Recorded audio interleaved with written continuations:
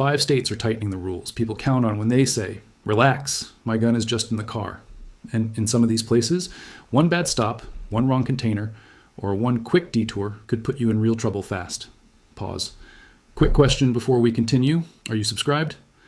Because what I'm about to reveal could save you from a life-changing legal mistake. Hit that button now. Today, we're talking about this title, Urgent, 5 states ending firearm. Transport exceptions this year. And I need to be careful with that wording because legal accuracy matters. Here's the real story. I found 5 states where the old comfort zone around firearm transport is either already getting tighter in 2026 or lawmakers are trying to tighten it right now. That means the excuse a lot of gun owners use, it was unloaded, it was only in my car, I was just passing through, I only stopped for 5 minutes, is not the safety blanket people think it is. So let me break this down for you in plain English. A transport exception is just a narrow legal permission. It means the law may let you move a firearm in a very specific way, under very specific conditions.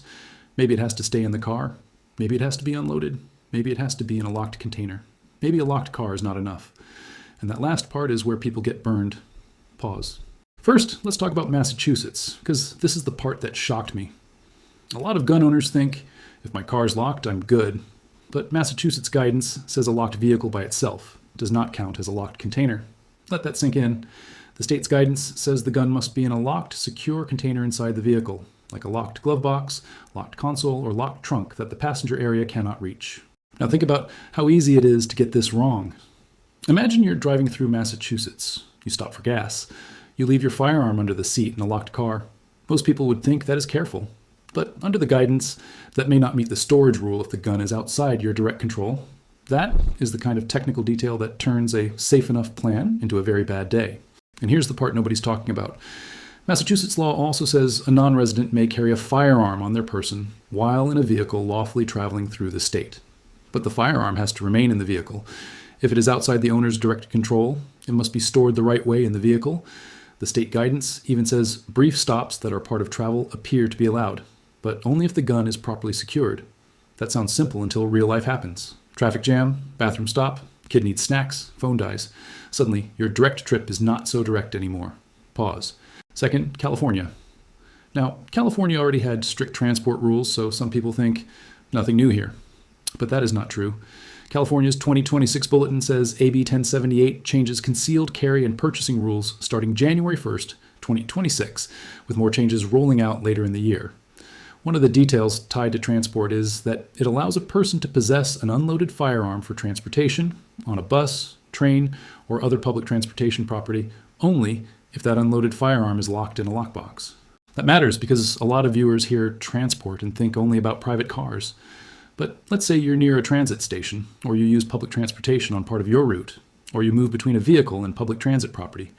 California is spelling out that the lockbox matters, not wrapped up, not zipped inside a range bag, a lockbox. And AB 1078 also tightens the carry side of the picture. It adds more checks for concealed carry licensing, including new rules for non-California residents, and later 2026 renewal checks. Why does that matter for transport? Because the less stable your carry status is, the more often you fall back on the narrow transport rules. And those transport rules are not forgiving. Here's a hypothetical example to explain this. Say you have a carry permit from somewhere else. You assume that gives you freedom in California. You step onto transit property with a gun that is unloaded but not locked in a lockbox. You tell yourself, I'm transporting it, not carrying it. That kind of thinking is exactly how people talk themselves into charges. Most people think the danger is carrying loaded. But the truth is, in these states, storage details are becoming the real trap. Pause. If you're finding this helpful, imagine what you'll learn in my next video about the 5 words that protect you when cops ask about your gun. Subscribe so you don't miss it. Third, Illinois. And this one is sneaky because the change does not sound like a transport law at first. It is the Safe Gun Storage Act, and it takes effect January 1st, 2026. So a lot of people will hear that and think, that's about my house, not my truck. Wrong. The law defines premises to include land, buildings, structures, vehicles, and places under the owner's control. That means your car is part of the story. Here's what the law says in simple terms. If you know, or reasonably should know, that a minor, an at-risk person, or a prohibited person is likely to get access to your firearm, then you cannot just leave it there loose. It has to be secured in a locked container, or otherwise made inaccessible or unusable to anyone except you or another lawfully authorized user. The law also says that if the firearm is carried by you or under your control, it is considered lawfully stored. Now, this is where it gets interesting. That under your control language sounds friendly. It sounds like a comfort phrase, but it also means the second you walk away from that control, the analysis changes. So picture this. You leave your gun in your vehicle while you run inside a store. Your teenager is in the back seat. Or maybe a prohibited person rides with you regularly.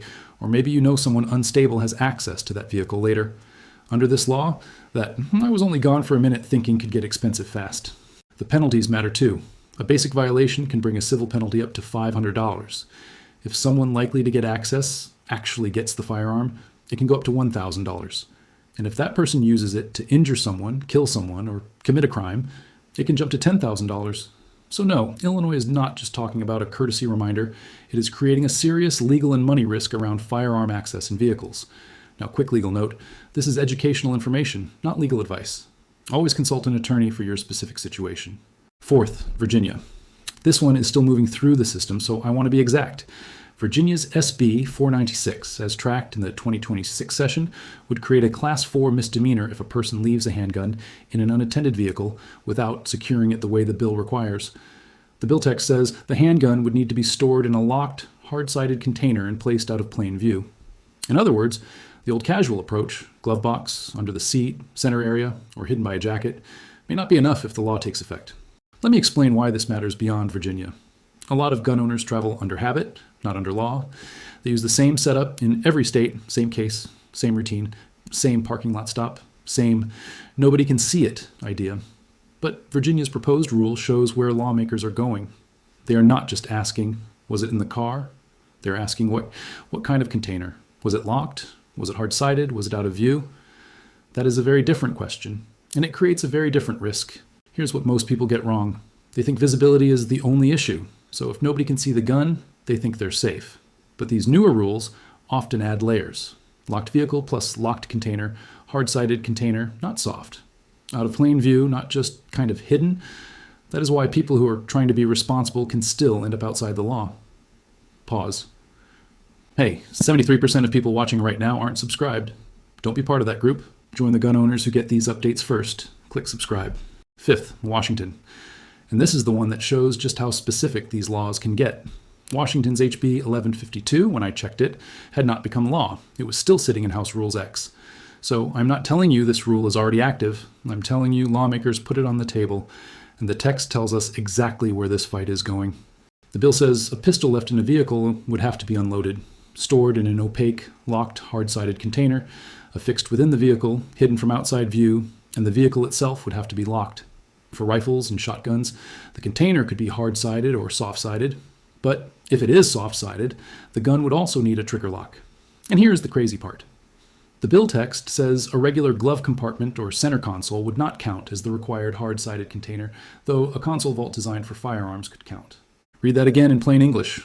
Not just unloaded, not just locked, not just hidden. The container would need to be affixed in the vehicle. That means lawmakers are thinking beyond casual storage and moving toward fixed, purpose-built setups. Now ask yourself this. If more states start borrowing from each other, and that happens all the time, how many gun owners are ready for a world where your normal travel case is suddenly not enough? That is why this topic matters, even if a bill has not crossed the finish line yet. It shows the direction.